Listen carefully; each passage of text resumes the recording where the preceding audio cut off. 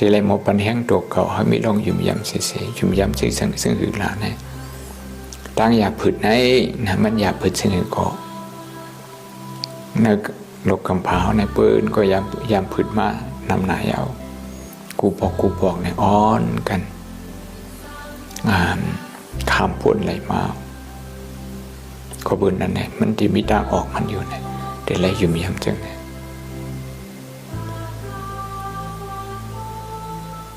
ปัญหาในความบาลีของว่าทุกขะสัจจะโดยทุกขะเสียผมจะเลยว่าใจโต๊ะเห็นนั่งอยู่ละลายจังเนี่ยเพราะว่าวนลงทุกข่าวเนี่ยยุ่มยำว่าปัญหาจะเนี่ยทุกขะจะเนี่ยมันมีทางเกี่ยมันอีกเกี่ยอะไรมือเลี้ยวนั่นไปคู่กับมันเด็กเกี่ยอะไรเหมือนเจ้าหนังเจ้ามหาสนการลุยนำเนี่ยแต่ลุยหลายวันเดียวเลยลุยกาดังเลยข่มคู่กุยกามีศรัทธามีลองย้ำไว้ว่ามันมีพังน้ำพังหลายในเยอะเขาก็มีพังลึกกาก็มีปืนมันยืมย้ำมันไหนเลยขัดใจนั่นนะถึง7 วันมากออกไหลทางออกมันเจออันยุ่งตัวแหละลุยจนนั่นแหละเพ้นยืมปากกับเพนยืมเงือกยืมปากกับเพนก็บุญนั่นแหละที่เลยมีลองยุ่มตัวเก่าเพราะมีลองยุ่มตัวที่เราเขาสั่งให้คัดใจลุยนำนั่นน่ะลุยที่หนึ่งเจ้ามาสนากะหนอลองเจ้ามาสนากะในก็จะนั่นเอ็นแห้งหมายหนึ่งในลองยุ่มตัวเป็นเอ็นแห้งใจเอ็นแห้งหมาย2-3แห้งคัดใจนั่นในห้องวิริยะเพราะว่าเขาคัดใจหาทางออกมันเขาจังไกพังแม่น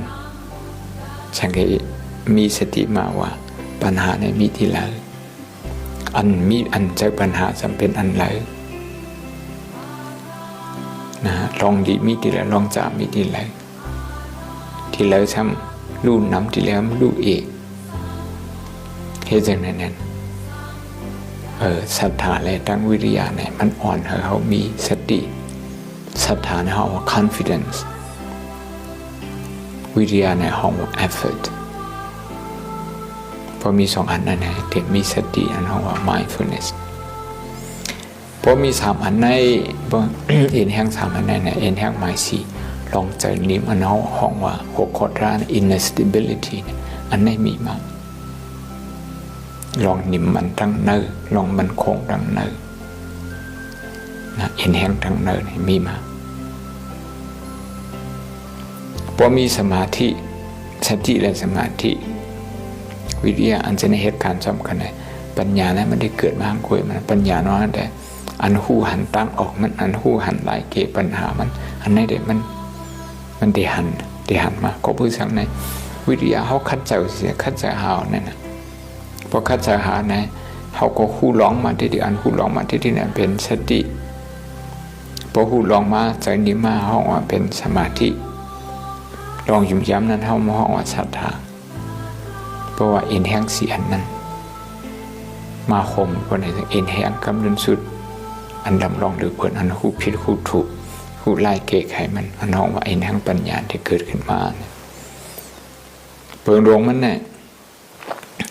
หาเนี่ยเอ็นแห้งหาเนี่ยเพราะมาหุบกันเนี่ยเป็นเมตตาหักถูกเก่าหักหนาเฮินหักคนนั่งนำหักกูโก้เจ็มคนหันลีเฮ้าคนผายแล้วเขาลีผายเฮ้าผายเปิ้น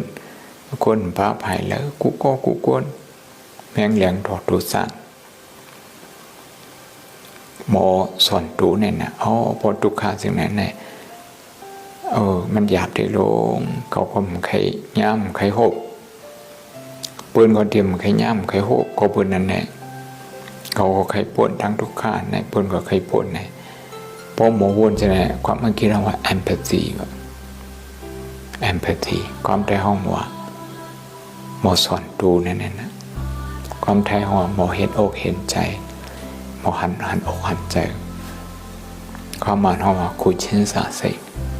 อันไหนดูอันไหนพอมีอันไหนนะกับ3 อันฮาวามือแขนของมันหายกันแล้ว มันหายกันเลยมันอยู่ที่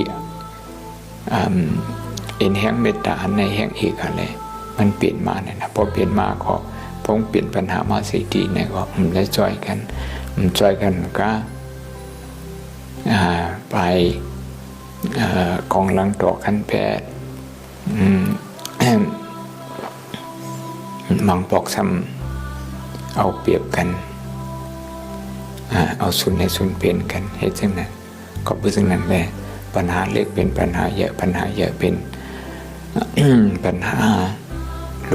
งที่เดียวว่ามันจังเป็นซึ่งนั้นก็เป็นการสร้างบารมีมันเองมันอยู่ที่เมตตามันเมตตาเป็นพื้นฐานมันดานะบารมีก็เมตตาเป็นพื้นฐานมันศีลาเมตตาเป็นพื้นฐานมันเป็นเมตตาเป็นพื้นฐานมันหมดก็บนนั้นแหละเขาอ่อนกันยืมย้ำขอสั่งสรรพุทธาพระเป็นเจ้าเสียนะอ่อนกันเพถึนเมตตาถาตุเก่า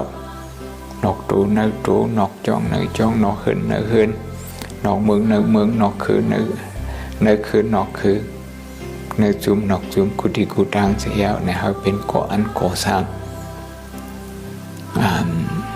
ลองกัดเย็นเนื้อตูลองกัดเย็นเนื้อนอกตูหังผ่าหังมันกุศลกุภาคุโคคุคนสักกรรมเลยตา